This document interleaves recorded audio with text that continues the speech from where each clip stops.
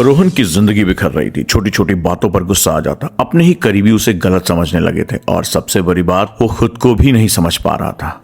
एक दिन ऑफिस में एक छोटी सी गलती हुई, बॉस ने गुस्से में डांट दिया। बस फिर क्या था, रोहन का पारा चढ़ गया। उसने भी ऊंची आवाज में जवाब दे दिया। अगले ही पल उसके हाथ में सस्पेंशन लेटर था। घर पहुंचा तो पापा ने समझाने की कोशिश की, लेकिन रोहन पहले से ही गुस्से में था। उसने झटके से दरवाजा बंद किया और पूरी रात करवटें बदलता रहा, सोचता रहा, लोग मुझे समझते क्यों नहीं। लेकिन सच्चाई ये थी कि वो खुद को भी नहीं समझता था। आइए समझते हैं इमोशनल इंटेलिजेंस की कमी से क्या होता है। अगर आपके पास इमोशनल इंटेलिजेंस नहीं है तो जिंदगी आपको बार बार तोड़ेगी। छोटी छोटी बातों पर गुस्सा आएगा, आप दूसरों की फीलिंग्स को नहीं समझ पाओगे, रिलेशनशिप्स खराब हो जाएंगे, करियर में बार बार रिजेक्शन मिलेगा, आप खुद को कभी खुश महसूस नहीं कर पाओगे। कभी सोचा है कि क्यों कुछ लोग हर मुश्किल को मुस्कुराकर फेस कर लेते हैं जबकि कुछ छोटी छोटी बातों पर टूट जाते हैं?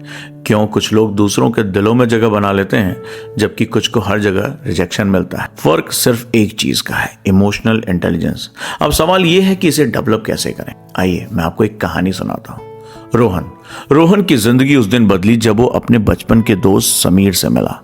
समीर जो पहले एक बहुत गुस्सैल था, अब शांत और समझदार हो चुका था। रोहन ने पूछा, यार तू इतना बदल कैसे गया? समीर मुस्कुराकर बोला, मैंने इमोशनल इंटेलिजेंस सीखी। तो दोस्तों, आखिर ये इमोशनल इंटेलिजेंस क्या होता है? तो समीर ने समझाया, इमोशनल इंटेलिजेंस का मतलब है अपनी और दूसरों की भावनाओं को पहचानना, समझना और उन्हें सही तरीके से कंट्रोल करना।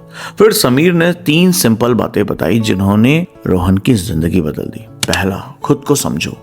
जब भी कोई इमोशनल आपको घेर ले तो उसे दबाने की बजाय पहचानने की कोशिश करो। अगर गुस्सा आ रहा है तो खुद से पूछो, क्या मैं वाकई गुस्से की वजह समझ पा रहा हूं या बस रिएक्ट कर रहा हूं? जब रोहन ने इसे अपनाया तो उसे एहसास हुआ कि उसका गुस्सा असल में उसकी पुरानी तकलीफों का नतीजा था, ना कि किसी और की गलती।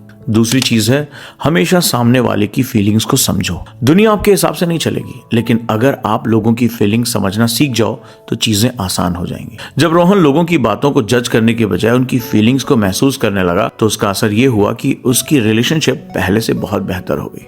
और तीसरी चीज, रिएक्ट करने से पहले हमेशा सोचो। इमोशनल इंटेलिजेंस का असली टेस्ट तब होता है जब आप किसी मुश्किल हालात में होते हो।